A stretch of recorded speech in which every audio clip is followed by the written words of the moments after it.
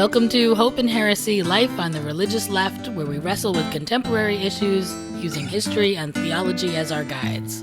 Our task is to reclaim religion for everyday people who want to live meaningfully without letting arbitrary doctrine or oppressive religious practice prevent us from asking big questions about our complicated world. I'm Reverend Lenzi. And I'm Reverend Peggy Clarke, and we're Unitarian-Universalist ministers broadcasting from Community Church of New York, here in New York City.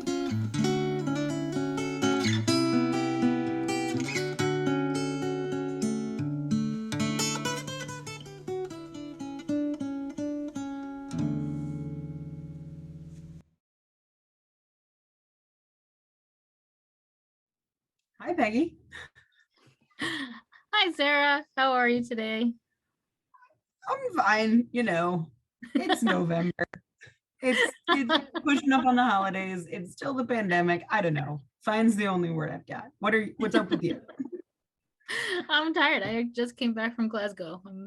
I was up at like 5 o'clock this morning. I'm trying to get my equilibrium back. But we're talking about really big things. We're talking about the biggest thing today.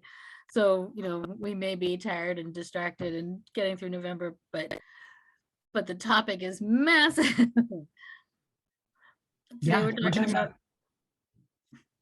talking about cosmology today.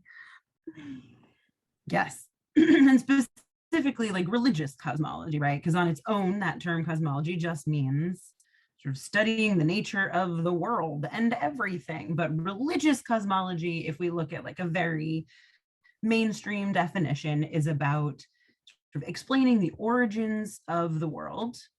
It can also extend into thinking about the evolution and the fate of the world. But today we're really going to focus in on this question of like how religious cosmology tries to address where all of this came from. Yeah, I mean, it's kind of the basic impulse, the start of the religious consciousness. Where did it come from? Yeah, why are we here? Yeah, that's right. Like that's one theory, right, of like the sociology of religion, is this idea that religion comes into being for the express purpose of defining in a time largely like pre anything we would recognize as science, comes in to explain the things that humans couldn't explain.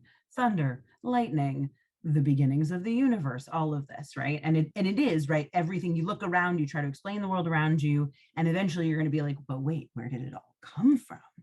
Right? And so if that's that is one of the, if we can look at that and understand it as one of the basic jobs, basic goals of the creation and institution of religion, then we can start to understand where a lot of the religious cosmology is, like how they came to be what they are, right? Right, and usually when we think about these things, we're talking largely about creator myths. Yeah. All of the different, like Adam and Eve, and all of those early stories of how did humans get to be here?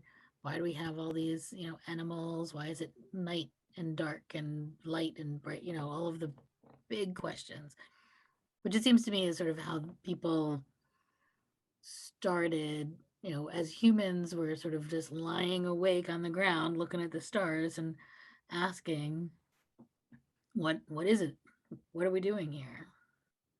Right. And it's true, right? So, we've talked a little bit, we've mentioned Joseph Campbell before, and I feel like inevitably when we talk cosmology, that's where I come back around to, is this sort of because he looked, right? I don't know if you could call him like a mythologist, but that's like what he did. He looked at all these big, epic, grand myths around the world. And it's right.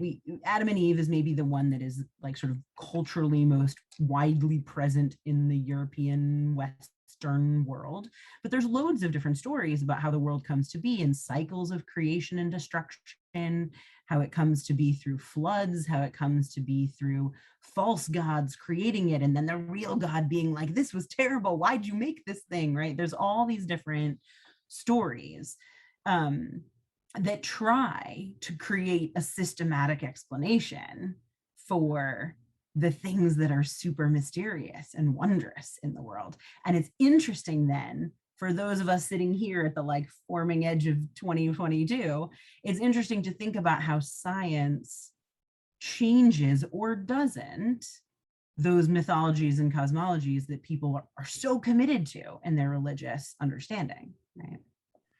Right. So myths to me are bigger than stories, right? I mean, it's to create a myth is really to speak to things that are true, are deeply, profoundly true about the world. Maybe the stories themselves aren't fact, right? But it is nonetheless true. And then we have this modern sensibility where everything has to be fact. So in some way, I think we, you know, here in this 21st century, we dismiss all of those stories really quickly and easily because we say, well, they're not factual, right? Adam and Eve didn't really exist. In fact, Genesis itself has two opposing stories about how Adam and Eve came to be. So they're not factual, but there is real truth there. And there are all of these stories kind of rehearse the same questions that give us, why is there land and sea and sky and sun and all of those things. And now in the last 500 years or so, we get to incorporate other things that we are learning, like science. And what is the Big Bang Theory? And what are all the different, um, as we gather facts, how do we add them to our myths? Or how do we create new myths, right? Again, not about the facts, but about the truth. And what are all the truths that we're learning, and how does it open up what it means to be human? Yeah, so it's interesting, right? As someone raised in a liberal religious tradition, as I was, the approach to myths, but even also to sort of great literature, was that all of it contained within it capital T truths, right? That the purpose of the storytelling of like Jude the Obscure and the Mahabharata, the purpose of the storytelling is to access something true about the human experience or something true about the world we live in, right? But that we don't, as liberal religious people, we don't then treat it as static, factual, sort of immutable truth, right? That there's that the point of the epic myth is not the details and the did God really do this and did Adam say that and was it a fig tree or an apple tree, right? The point is about what it looks like to care about knowledge and what it looks like to have a change in your status from garden to toiling on earth, whatever, right? Like that there's these bigger questions about companionship and relationship, and that's what we keep those stories around for. And that those stories, if you treat them as one among many sources of truth, right, don't preclude science. If you don't treat that myth as the be all end all that cannot be unshaken, then you can bring science in and it's not going to derail your entire sense of your religious identity and experience. Mm-hmm. I also think that we are sort of naturally, instinctively a story making people. That we do it all the time, for even smaller things. I mean, how many times, you see like I'll pick a letter lying on the street and create the story for how the letter got there, right? We do it all the time. So for the really big questions, we've come up with these really big stories. And that makes sense to me. And it makes sense to me that we hold on to them.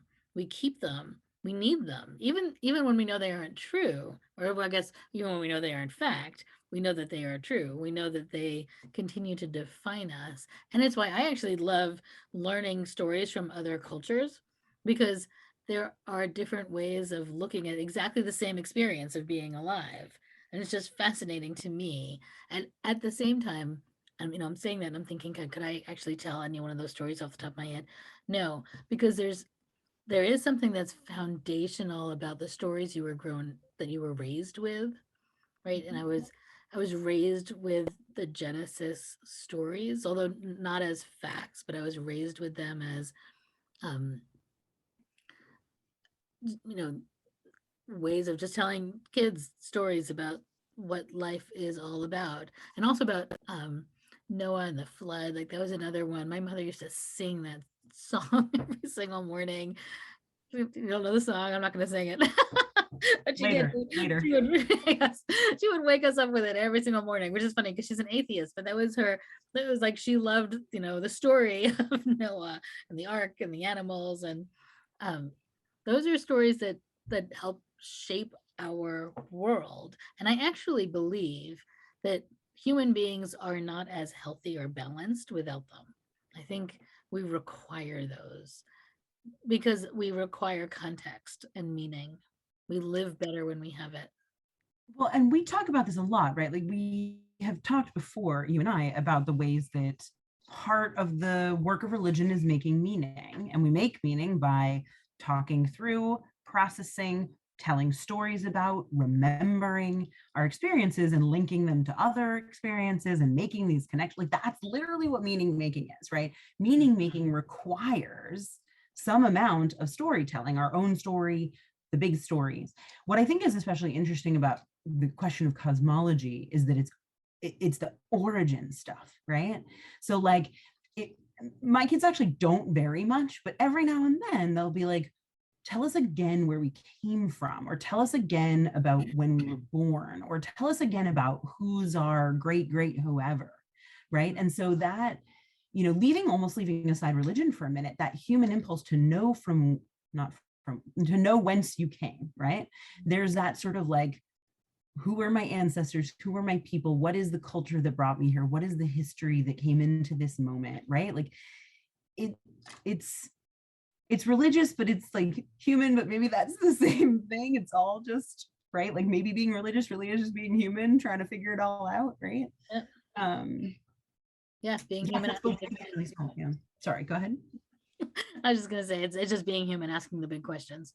I mean, that's what being religious is, and these are the big questions. What's funny to me though, as we're talking about it, is I'm kind of thinking, how often does the average person, the kids definitely ask those questions, but how often do adults really ask the question about where we came from, or how does it manifest itself in the world in kind of regular, since I mean, I'm a minister and I don't talk about these things all that often with people. So when we think about the project of this year, right, of the season, and kind of defining all these traditional religious concepts, I'm wondering what way this one is important, or how it matters. I have a thought about this, Peggy. I have a thought. Here's my thought. So, and I'm only going to speak to the context of like Protestant, Christian, Western culture, white culture. Okay. I'm gonna be like really clear but it feels to me, and I think about this sometimes, that we live in a culture, we share a culture that is very good at looking forward, not too far forward, but forward, and leaving behind what's behind. So I think sometimes what happens is we tell the story of the past and we're like, we got that, we know what happened, we know how we got here, now we're only concerned about what happens next, right? What's my next move? What's the next thing coming down the road? We're not even very good at being in the present, let alone like really trying to deeply uncover, right? So I wonder if part of what happens is when kids are kids, they ask these questions and eventually they feel, and maybe this is good, maybe this is bad, eventually they feel grounded enough in the stories they've been told that they don't need to keep looking back, and all they start doing is looking forward. I don't know that that's a positive thing, because I think sometimes you have to revisit your understanding of where you've come from so that you can make better choices about where you're going.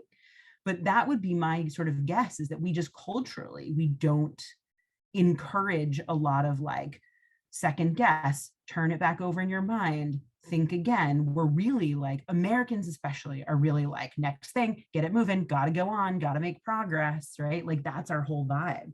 So I think that there's a piece of this that's like, kids move slow enough that they can ask those questions. So I also think that when we want a revival or a revolution, that those are the moments we go back. And I don't know that we go back to Adam and Eve, but like I think of theological revolutions, right? Like liberation theology, right? They want to rethink the way we do theology so that it answers the question of, how does it serve the poor? What, and they go back. You go back to scripture. You go back to Jesus. What was he really saying? Is it really, does it really liberate? Can it really serve us? I think we do that as Americans too. We go back to the Constitution. It's built into our system. And whenever we're on an edge, like we're on an edge right now, of like, what's next and how are we doing, and what should we be doing, we go back. Well, what was our beginning? What did it look like? What were we supposed to be doing? I think those are the times when we look at our origins, when we're not sure, when what's in front of us feels really bleak or unclear, or we're at a crossroads. That's actually a really excellent point, Peggy. And I so like a lot of my own studies were in sort of heresy and Reformation, all of that stuff, right? And the idea that what you're doing is uncovering some sort of pure origin, right? Theologically pure origin, Jesus pure origin, right? You're going back to what it really is, and not with the accretion of time, right? So like the idea of like, we're going to go back and see what it really was that our like slave owning forefathers wanted in the Constitution, right? So it's an interesting project to think that we could ever really recapture or uncover, or that even if we could access what the pure thing was, that we would understand what was really going on and at stake in that pure thing when it was happening, right? Like there's just a lot of like human hubris involved in all of this.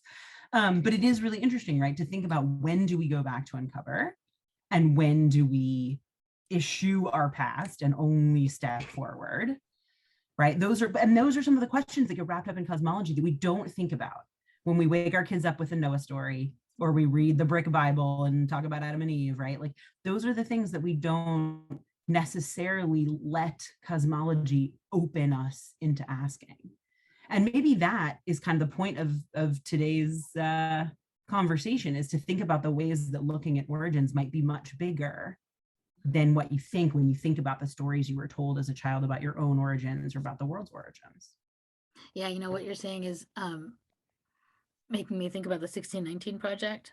And what is it to go back to the beginning and tell the story from a different perspective, and how completely transformative it is to everything you've always thought that you've known, right? The stories that we tell over and over and over are completely different when it's someone else telling the story. It occurs to me that this concept of cosmology and telling these origin stories, it could be a way of really breaking open so many of the boxes that we all live in, by starting from the beginning and rethinking the story, telling the story from someone else's perspective. So like, at the risk of being ministers, I kind of want to be like, everyone go think about an origin, like whether it's your own, or like go look up whatever new advancements we've made in thinking about the Big Bang Theory or something, right? Like, let this conversation help you take a step backward in something and sort of uncover some origin, or rethink some origin that is at play in your own life, and sort of see where that takes you, and thinking about cosmology, religious cosmology. And that seems like a really good way to start wrapping this up.